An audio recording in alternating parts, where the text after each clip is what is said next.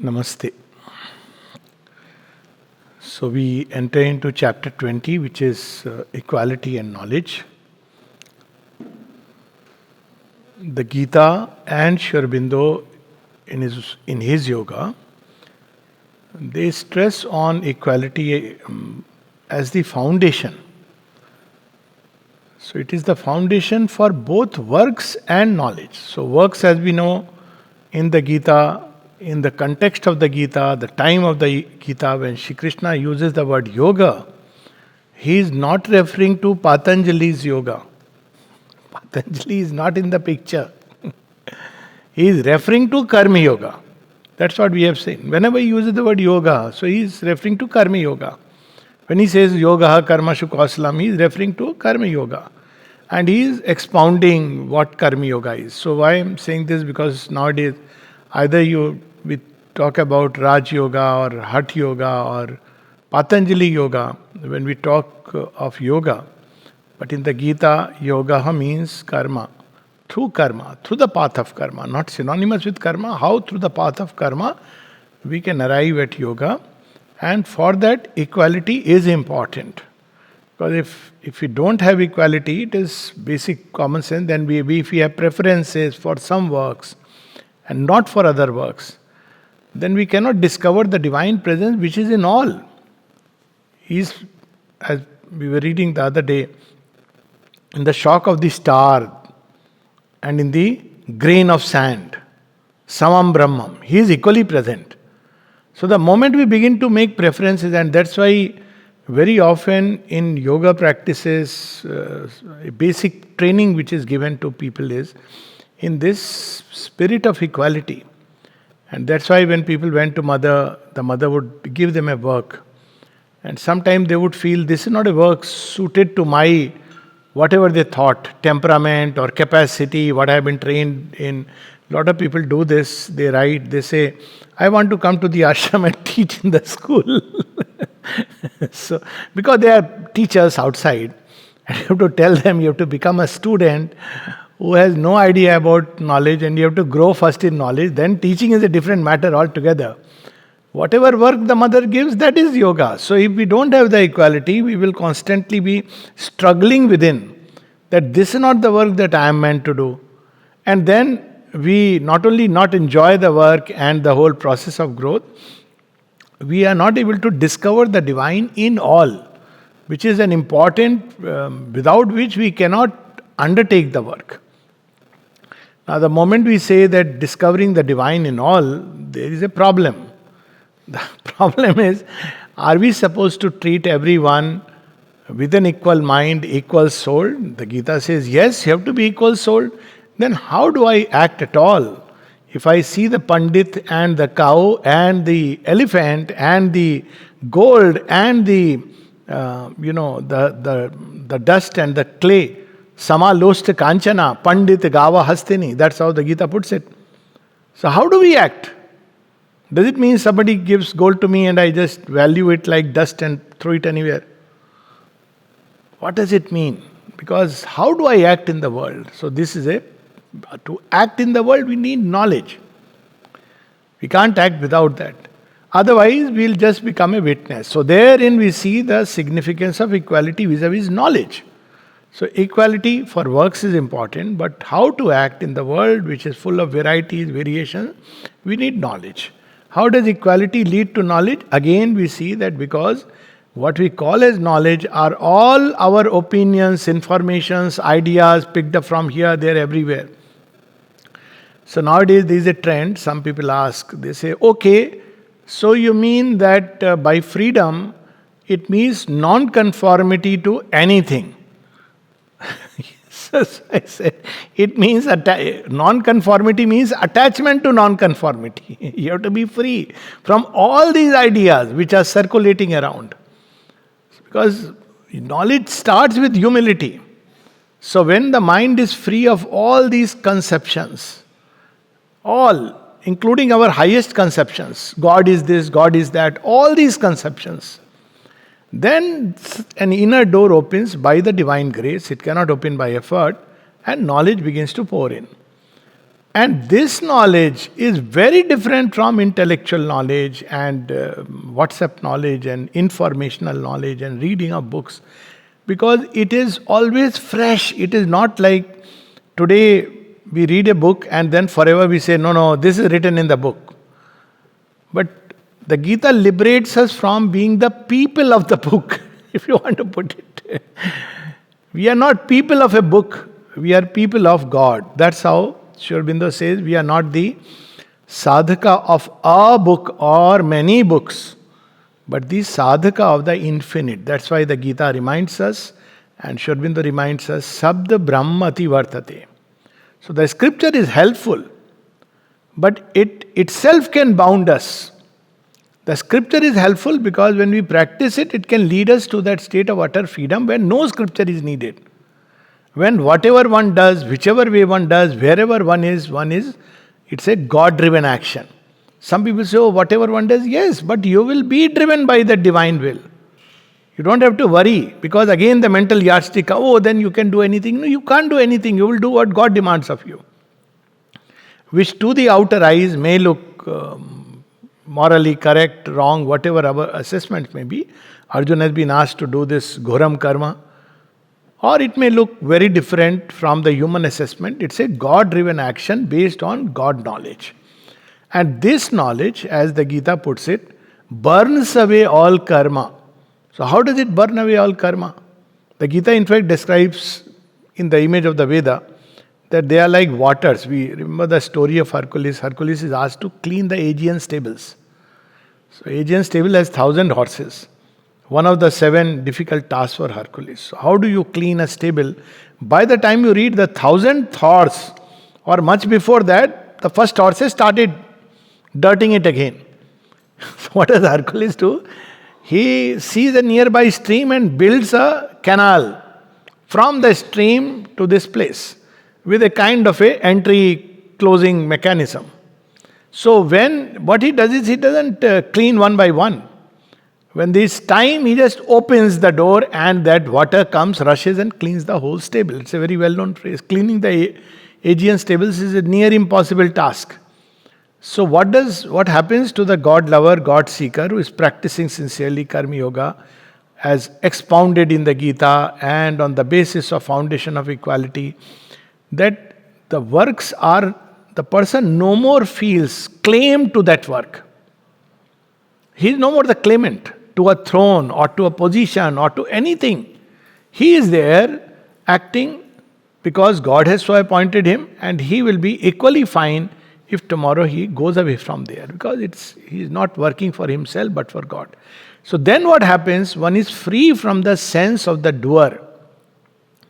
So that knowledge not only purifies, it burns away karma, because there is no karma. So the state of the person who has found God, if you ask him, oh, what are you doing, this, that, say, I'm doing nothing. Actually, it's a true state. It's not something which is intellectually conceived and spoken. You can't do it intellectually, because then something is there always. No, I'm doing it. It's completely free from the sense of doership. So when you are not a doer, then the bond of karma does not stick to you. That's why we see in the Isha Upanishad, or the consequences of karma are no more yours. When divine is doing it, he takes the consequences, whatever be the consequences. And that's what we see always, and that's the great teaching in the Isha Upanishad. It is spoken like this: Kurvanne vehe karmani jijivishe shatangsama. Doing verily works in the world, we should live for 100 years. And then he says, thus the karma will not cleave to you.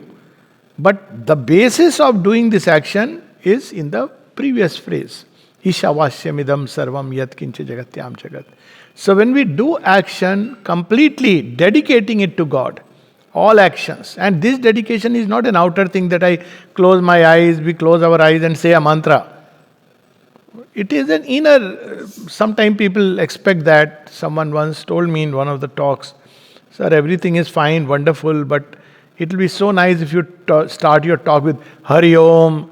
So I said, excuse me, the day I start doing it's not to effect. It's not that one closes the eyes and sits in meditation and does something and takes a mantra. You may do all this mechanically. It's that inner state that this action is yours, mother. Take it. And the proof is equality. If we have really done it, the proof will be equality. We will not be nobody, if we get praise, if we get insult, if we get criticism, that is not going to affect us because we are in that state of equanimity. And that's how desireless action proceeds. And when desires are gone and the karma continues, it does not mean abandoning karma, it means now we are no more doing karma impelled by desire, no more doing karma based on my likes and dislikes, because I am in a state of equanimity. So this is the second thing that the Gita teaches us, that we are freed from the sting of karma. And we wake up to knowledge. Now this knowledge, obviously, as we have seen earlier, is not informational knowledge. So what kind of knowledge this is? This knowledge is that intuitive knowledge where whatever is required to be done, how to do it, when to do it, why to do it, all that comes in a flash and one does it. It's not based on any book reading or scriptural understanding. So does it mean that philosophical knowledge, scientific knowledge are meaningless? No, they can be also meaningful. How they can be meaningful? In scientific knowledge, through scientific knowledge, we can discover the ways of God's working in creation. So scientific knowledge will not stop with discovery of some forces, but will take us to the ultimate, the way divine works. For example, in the field of medicine, certain things are helping us, certain things are not helping us get cured. So one will begin to see that through nature, divine has so worked out this creation that there are certain things which contain dravya guna, aushadhi guna. They contain, that's who has put it, divine has put it through nature. Similarly, certain things are harmful. Very often the two are together. The same thing which can be poisonous, the same remedy also carries a cure. Now all this one begins to discover. That's how homeopathy was discovered, like almost in a mystic way. Sri Aurobindo once says that I am wondering whether Hahnemann was a mystic. This does not mean that anybody practicing homeopathy is a mystic. It's the same problem, that one becomes the slave of a book. One has to be a mystic and then practice. That's a different thing altogether. Similarly, there are other lines through which nature heals, as we see that allopaths have discovered in the body. So, even the cells themselves have the healing capacity. So, one discovered that the divine has so created this world through nature that there are several lines through which healing takes place. I'm just taking one example of healing. Faith heals. So, we can, once we understand, then all this can come very handy. So in God's action or work in the world, this world knowledge is important, the play of world forces. So we can take up scientific knowledge, enter into the play of God. Similarly, philosophical knowledge. It's not philosophical knowledge, it's like, this world is all transient, unhappy. That's not what it means. It means something much deeper. It means when we say world is transient, we need to understand what is happening. For instance, change is the only law of life, yes. But this change has a driving engine behind it, which is God's will. This change has a goal, a purpose. That change is happening, anybody can say. It doesn't require much of. So, this is how Sri Aurobindo goes on revealing these truths to us. And in the end, so then, what will be that knowledge based on which we will act? It will not be just indifference, equality doesn't mean that everybody I will treat with the same soft hand or iron hand, whatever we put it. That's like death. Death says all are equal to my eyes. That's a flattening of death. But this is a different kind of knowledge. It's not based on that kind of a approach. It's based on to each one the divine gives according to a deeper law, a deeper need which we don't know. That's why we don't understand the cosmic play, because we expect the divine to treat everybody equal. As we conceive. He treats it with equality, but we don't understand his action. And when we try to correct, we create more mess. So we see, for example, communism tries to correct it, socialism tries to correct it. But you cannot, because the divine has created, there is a reason why things are the way they are.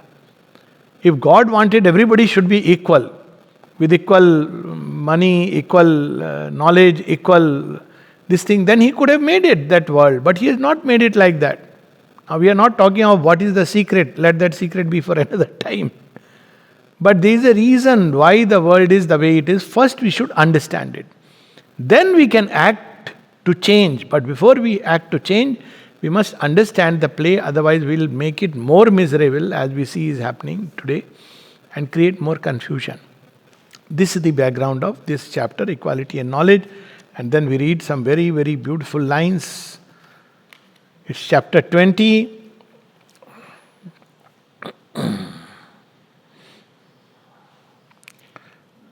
Page 200. So he says, knowledge and works are like two wings that assist the flight, or like the two eyes through which you see. As the work grows more and more desireless, equal-minded, sacrificial in spirit, the knowledge increases, and the knowledge increases. With the increase of the knowledge, the soul becomes firmer in the desireless, sacrificial equality of its works. So how does knowledge come in yoga? If not through reading books. Reading books are okay. By the practice of yoga. Yoga knowledge, spiritual knowledge cannot come just by reading a book. So, but when we practice the yoga, then the knowledge flames up from within. What is the practice he's saying? Equality, desirelessness, renunciation of doership, renunciation of fruits of action. If we do that, then knowledge will begin to come.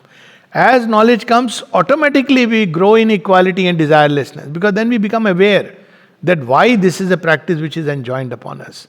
We begin to become aware when we are deviating from equality. So all this is a constantly ongoing process. The sacrifice of knowledge, says the Gita, therefore, is greater than any material sacrifice. Because as this knowledge goes and as we translate it into works, the more knowledge will increase. So we should not be content with any. That's what it means by the ultimate liberation from all systems. Because every time knowledge leaps up, it tries to build a system. Like we see people, mother would say this, mother would do this. So we don't know. Mother is infinite. She can act in one way, another way, million ways, in ways that nobody has ever experienced, known. We don't know. With each one she is different. So, but when we fix knowledge into a system, then there is a problem. So, that's what he says, sacrifice of knowledge. Even if thou art the greatest doer of sin beyond all sinners, thou shalt cross over all the crookedness of evil in the ship of knowledge. There is nothing in the world equal in purity to knowledge. So that's why the ship of knowledge, Sri Aurobindo describes from Sanat Sujate also speaks of it. The 4 aids are from that scripture. And there Sri Aurobindo gives a very beautiful image. You say you have to cross over the ocean of ignorance. This world is like a Bhavasagar. It's an ocean full of all kinds of things. Good, bad, frightening, charming. So what is it that what should be the nature of the ship that will carry you across? So Sri Aurobindo says, Brahma Vidya is the ship. The true knowledge. That is the ship. And it's even practically in life we need to, even at the most outer level, we need to have knowledge. Otherwise, we may be harmed.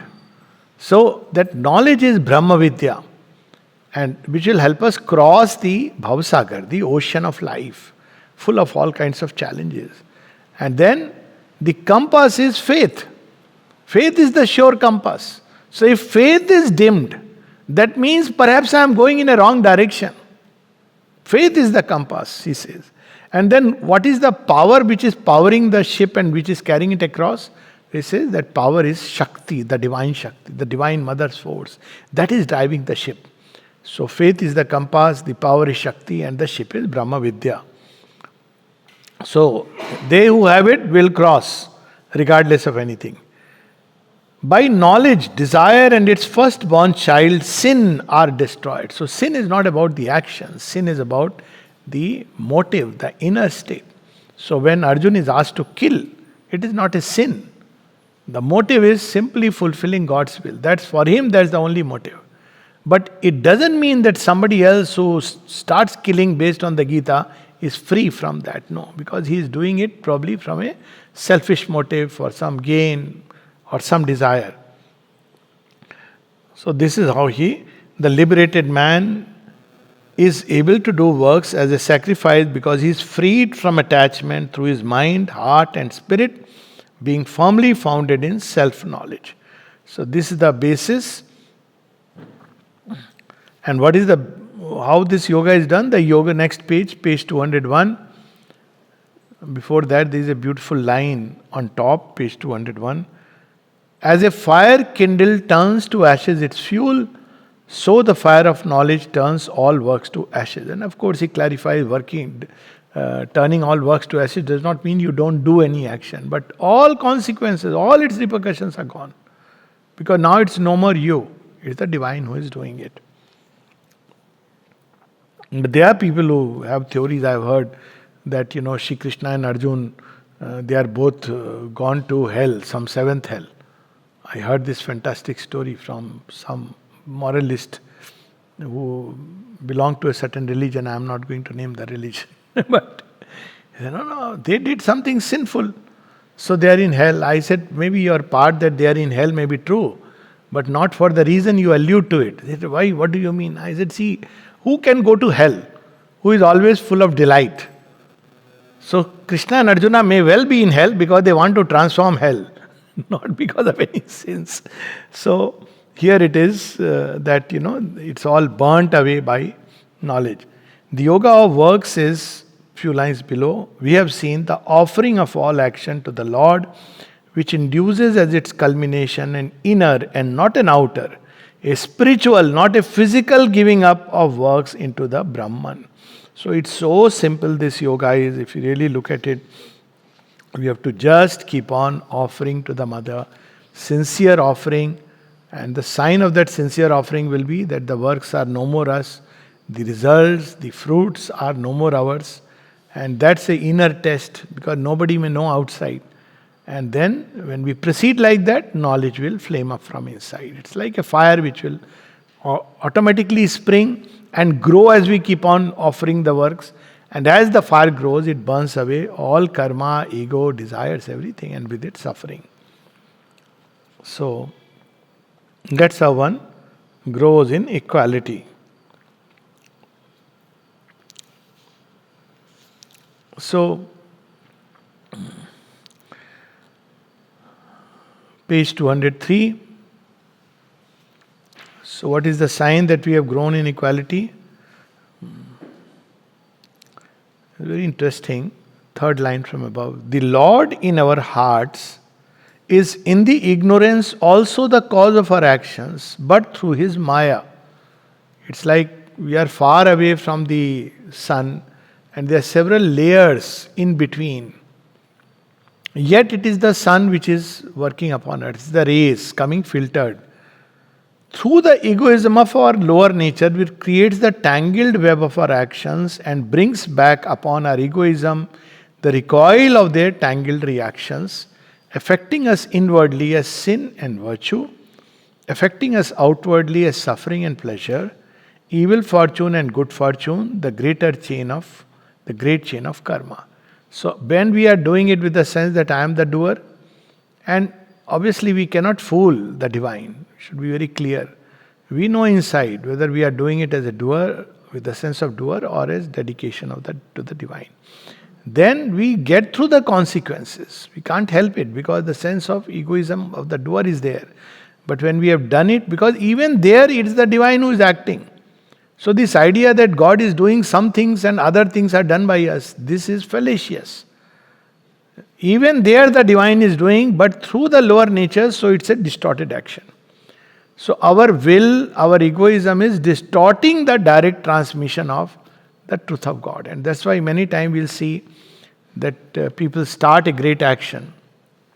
They start as some kind of a divine will has picked them up. But slowly it gets deviated because the egoism comes in. And the classic example is Napoleon. So, and Sri Aurobindo quotes that example, that it was a God-driven action. He saw the arm of God striding through Europe. But a time came when Napoleon said, I am France and France is myself. That's when he thought, I am the doer, I am the great one. He says, Kali slew him and threw him aside. You know how he died an ignoble death, withdrawing from everything. We see in our India also, people often, the story of one of the prime ministers who was close to, close to means who would come to mother, seek her help for Bangladesh, and she has even stayed inside the ashram premises, one of those rare blessings you can imagine. Spending a night inside the ashram, close to the mother's room, across. A room was prepared for her. All this.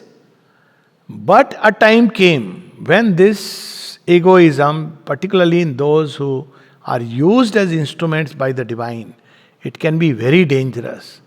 So this egoism that I am important and I am the one, particularly after the mother's physical withdrawal, and it led to a very painful, literally falling.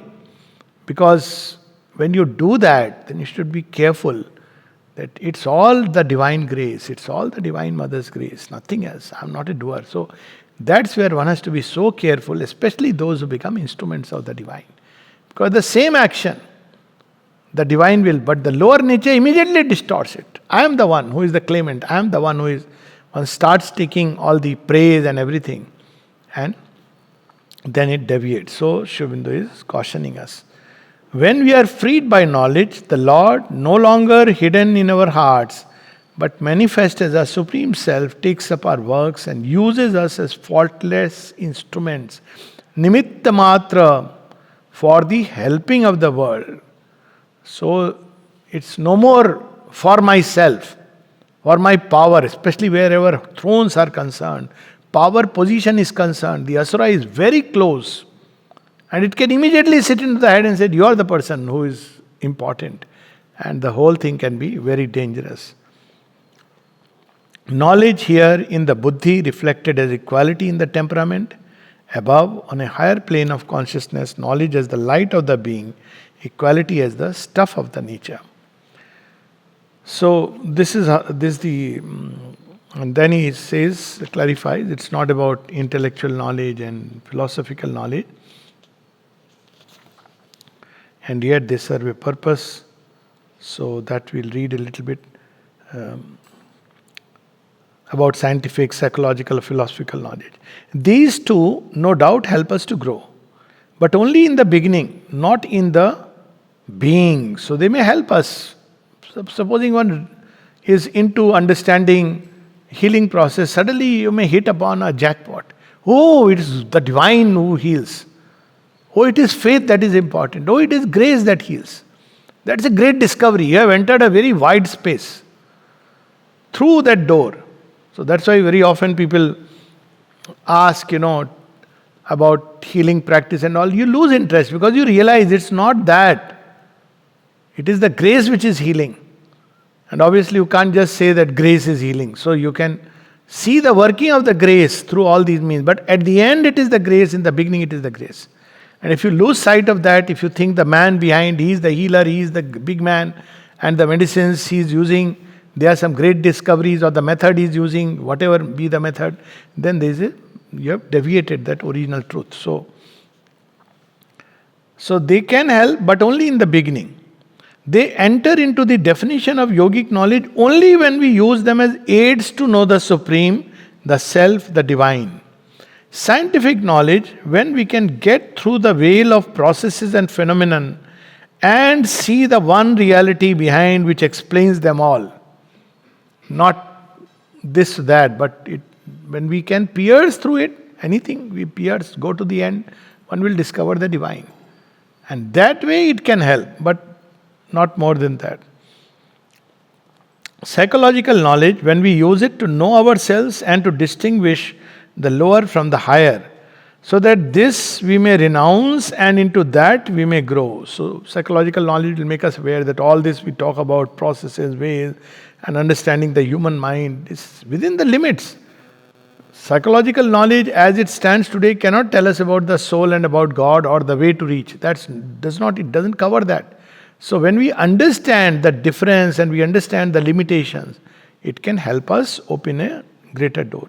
Philosophical knowledge, when we turn it as a light upon the essential principles of existence, so as to discover and live in that which is eternal. Ethical knowledge, when by it, having distinguished sin from virtue, we put away the one and rise above the other into the pure innocence of the divine nature. Aesthetic knowledge, when we discover by it the beauty of the divine, knowledge of the world. Knowledge of the world, when we see through it the way of the Lord and His creatures. So, this way, all these knowledge can be a help. Even then, they are only aids. The real knowledge is that which is a secret to the mind, of which the mind only gets reflections, but which lives in the spirit. So, all these are instruments, mechanism, ways to approach. One starts, let's say, as a healer, and eventually one discovered that there is some much greater reality than healing method.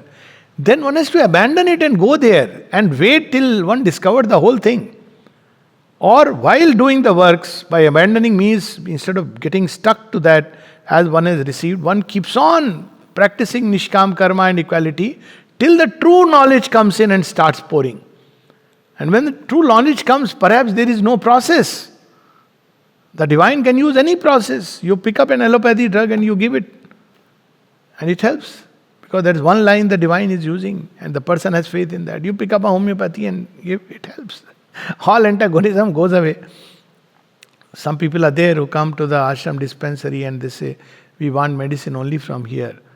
Unfortunately, people make all kinds of rules. One of the rules is that, now, because money and all this involved, that okay, no, we'll give only to ashramites. I have to explain, look here, it is not about the money. People come with this faith that they are receiving something from Mother and Sri Aurobindo. It's not about money. Money is not everything. And if we take the right attitude, money will come. Everything will come. Because that's how people take it, that it's coming. And that's why it heals. Who knows? So, who knows means that's how it is. It is meant to be.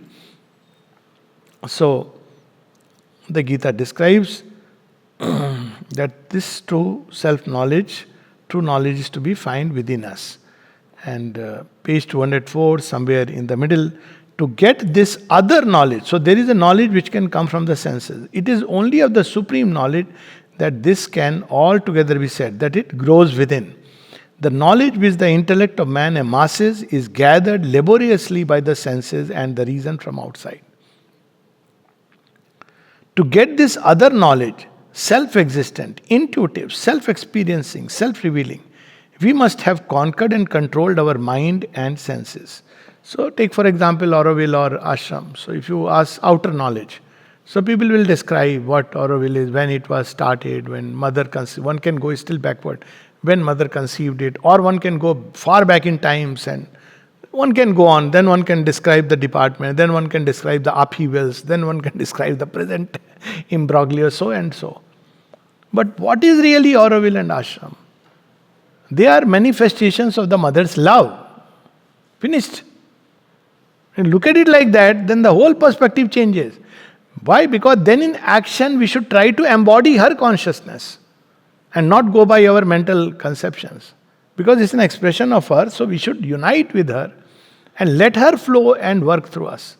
So this is the essential difference. And then finally, most important thing for this knowledge, to arrive at this knowledge, is faith. Because I cannot arrive at something which I don't have faith in. Faith is what keeps the journey going. For example, if I want self-knowledge and the true knowledge, I must have faith that it is possible. I must have faith that there is something like a true intuitive knowledge which can flame up from within and work, show us, guide us. I must have faith. Otherwise, I'll keep on doubting and always act according to my reason or unreason, whatever it be. So this faith is so important. I must also have the faith that if the divine has called me toward this discovery, he will lead me to that.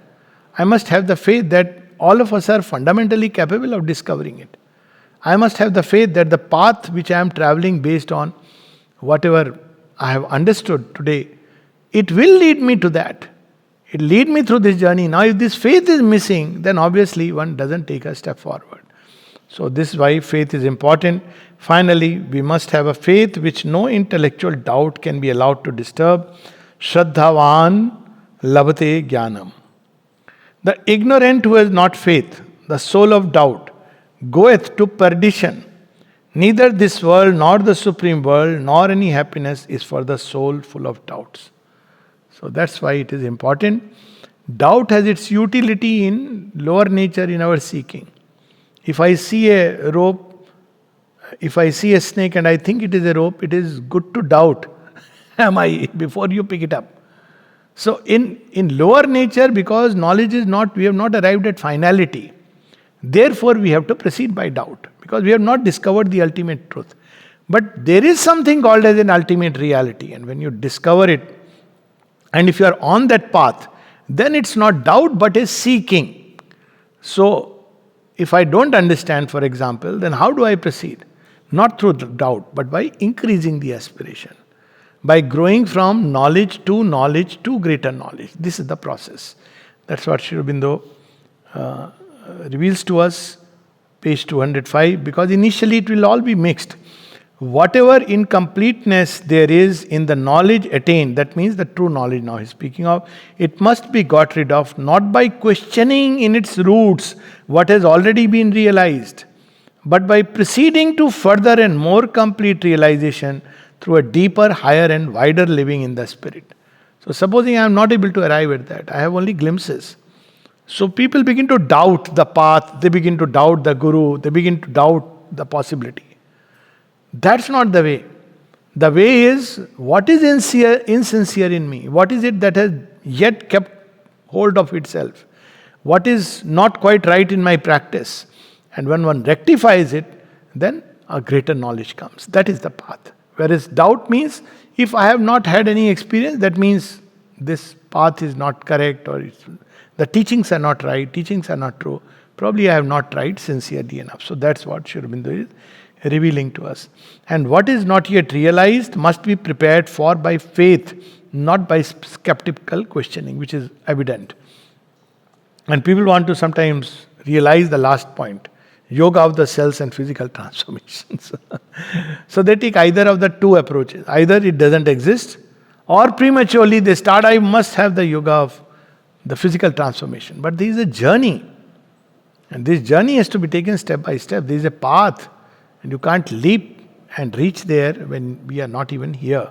So that's how it is.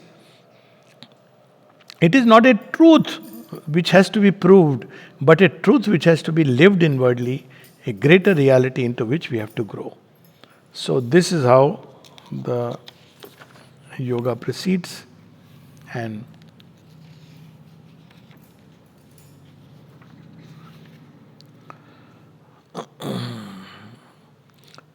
page 206, first para toward the end, last 7-8 lines, 206. The equality it enjoins does not begin and end in a static condition of the soul useful only for self-liberation. It is always a basis of work. So that's what we are saying, that static condition means it doesn't matter. I am indifferent. And then Sri Aurobindo gives us example that when we attain to equality through the Stoic method, so Stoic method is a forced control of the mind to arrive at a static, sage-like calm.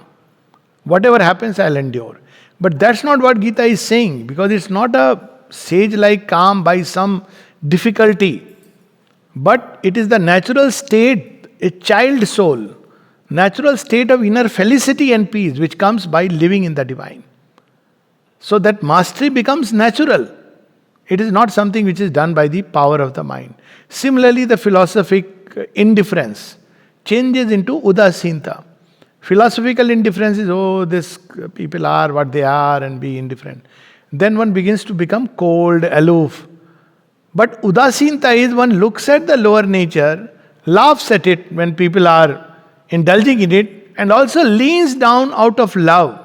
So it changes the philosophical indifference into a heart of love.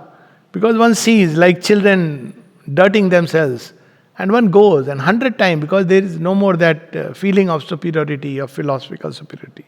Same with religious acceptance, where we understand, we accept all things as will of God, good and bad. But here it changes into a God-driven action, God's will manifesting in creation. So these are the things which He reveals to us. that how we, to take an image from Roman institutions, the Stoic freedom. So he says it is the freedom of the freed man. And the Gita gives us the freedom of the free man. So freed man, from the prison he has been freed. This word Sri Aurobindo uses in Savitri. Freed man from nature or a slave of God. So they are two different. When you are a slave of God, you are free because you are only obeying the divine command. So he gives this example. The freedom of the Gita is that of the free man, the true freedom of the birth into the higher nature, self-existent in its divinity. Whatever he does and however he lives, the free soul lives in the divine. He is the privileged child of the mansion, Balvat, who cannot err or fall because all he is and does is full of the perfect, the all blissful, the all loving, the all beautiful. The kingdom which he enjoys, Rajyam Samraddham, is a sweet and happy dominion of which it may be said in the pregnant phrase of the Greek thinker, the kingdom is of the child. So, the freedom towards which Gita leads, we'll see the difference. The sage-like calm, you can see a person is by the mind controlling all the reactions, responses. And the other where one becomes a child, naturally happy, full of confidence in the divine grace. That's the sunlit path towards which they are pointing. Similarly, the philosopher, next page, he describes Udasinvat, but as the divine, as seated above, having no need at all in the world, yet he does works always. So, the indifference of the philosopher changes into Udasin. Udasin is he is not interested in doing this or that for its own sake, or for some selfish advantage. But for the sake of the divine, he is ready to go anywhere and work anywhere. So it is indeed a position as of one seated above, Udasinvat. Udasin, actually, if you see above, Udasin, that's how it comes. Udasin is not Udasan. That's a different. Udasin is above. Some people assume a very sad countenance, he's become Udasin. No, Udasin is, see the same Ud, they all go from on the same route. So he is above, seated above. But as the divine is seated above, having no need at all in the world, yet he does works always and is present everywhere, supporting, helping, guiding the labor of the creatures. So it's very difficult to understand such a person. Because many people may think, oh, Udasin means why should he be involved with works? In fact, his is a more powerful action all over the world. Precisely because he is not bound or attached to this or that mode of life. This equality is founded upon oneness with all beings. It brings in what is wanting in the philosophic equality, for its soul is the soul of peace, but also it is the soul of love. So without exception, so such a being feels supreme sympathy with all, without exception, aseshana, not only with all that is good and fair and pleases, nothing and no one, however vile, fallen, criminal, repellent in appearance, can be excluded from this universal, this whole soul sympathy and spiritual oneness. That's the true Udasinta, where you are not just maintaining it by a sage-like countenance, or all these tuchha prani, mortal creatures, they are, all, they are not worthy of. This is a very dangerous attitude, some people assume. Looking down upon others, condescending others, that they are, lesser mortals, caught up in ignorance, what good are they? This is a very dangerous attitude. But true equality will always make you lean down in compassion and love.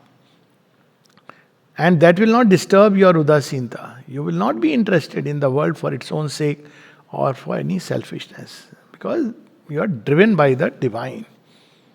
A divine compassion for the ignorance of the struggling mind, a divine will to pour forth on it all light and power and happiness there will be indeed for the apparent man. But for the divine soul within him, there will be more, there will be adoration and love. For from the thief and the harlot, very powerful lines, we should read it. For from the thief and the harlot and the outcast, as from the saint and the sage, the beloved looks forth and cries to us, "This is I, he who loves me in all beings." What greater word of power for the utmost intensities and profundities of divine and universal love has been uttered by any philosophy or any religion. Just imagine. He makes it very clear. It's not udasinta, doesn't mean this stoic indifference, stoic calm. It's not stoic calm. You're a child. You are not affected by these things. So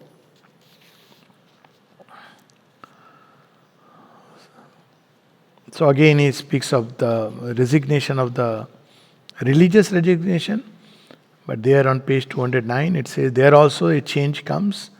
All result, good or bad, pleasing or unpleasing, fortunate or unfortunate, is accepted as belonging to the master of our actions. So that finally not only are grief and suffering borne, but they are banished. A perfect equality of the emotional mind is established. So basically, religious resignation can be of this type, that what to do? God's will. Anyways, we don't have a choice. But deep inside, one is not happy about it. But the other is, one is receiving it as prasadam, as gift from the master, like Radha's prayer. Accepting it with joy and gladness in the heart. Then one begins to see how behind misfortune there is a blessing. Oh, misfortune, blessed art thou, for thou hast shown me the face of my beloved. So when we practice equality this way, then what happens? We see on next page.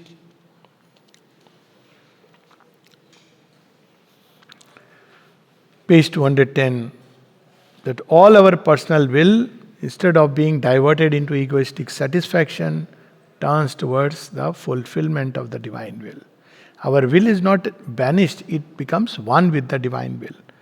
Therefore, Arjuna is bidden to resist, to fight, to conquer, but to fight without hatred or personal desire or personal enmity or antagonism. Since to the liberated soul, these feelings are impossible. That's what is the great teaching of the Gita.